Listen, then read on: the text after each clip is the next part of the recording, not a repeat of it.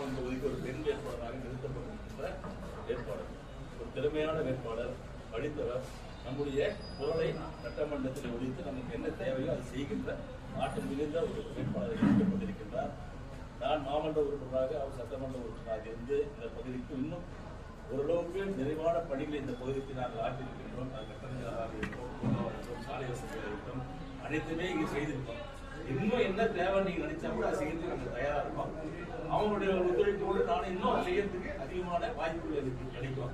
ஆகவே அதிகமான வாக்குகளை பெற்ற ஒரு பகுதியாக நீங்கள் எல்லாம் இருக்கணும். ஏன்னா எங்களுக்கு முக்கியமா நீங்க எல்லாம் ஓட்டு போடணும், அதுதான் முக்கியம்.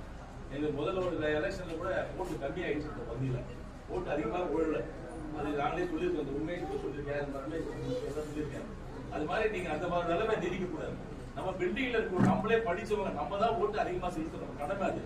அந்த ஓட்டு செலுத்தக்கூடிய கடமையை நீங்க நிச்சயமா செய்யணும். அது தயவு பண்ணி அதை முதல்ல நீங்க செய்யுங்க. நீங்க ஓட்டு போட்டதா அதுக்கப்புறம் நாங்க கொடுக்காங்க சேவையை நாங்க செய்ய முடியும். நீங்க உங்களுடைய உரிமையை நிலைநாட்டணும்.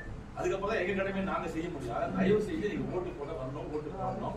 ஆகவே நீங்க எல்லாம் என்னுடைய வேட்பாளரை ஆதரித்து அதிகமான வாக்குகளை பெற்ற பகுதியாக நீங்கள் மாற்றி தர வேண்டும். அடுத்து உள்ளாட்சி தேர்தல் இருக்கு, இதுக்கப்புறம் தான் உள்ளாட்சி தேர்தல் வரும். அப்போ நாங்களும் வருவோம். அவங்களோட இணைந்து நாங்கள் செயல்படுறதுக்கு ஒரு வசதியான வாய்ப்பை நீங்க உருவாக்கி கொடுக்கணும்.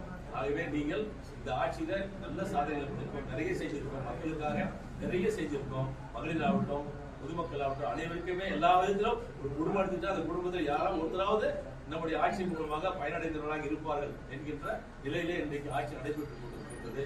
ஆகவே நீங்கள் இந்த ஆட்சி தொடர வேண்டும். மேலும் உங்களுக்கு பல திட்டங்களை கொண்டு வந்து சேர்க்க வேண்டும்.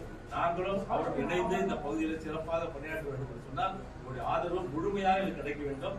தயவு செய்து நீங்கள் எல்லாம் வாக்களித்து வெற்றி பெற செய்ய வேண்டும். முதல்ல வாக்களிக்கணும், அதுக்கப்புறம் உதயசூரியன் சின்னத்தில் வாக்களித்து இந்த சகோதரி அவர்களை வெற்றி செய்ய வேண்டும் என்று உங்களுக்கு தாழ்மையோடு கேட்கிறேன்.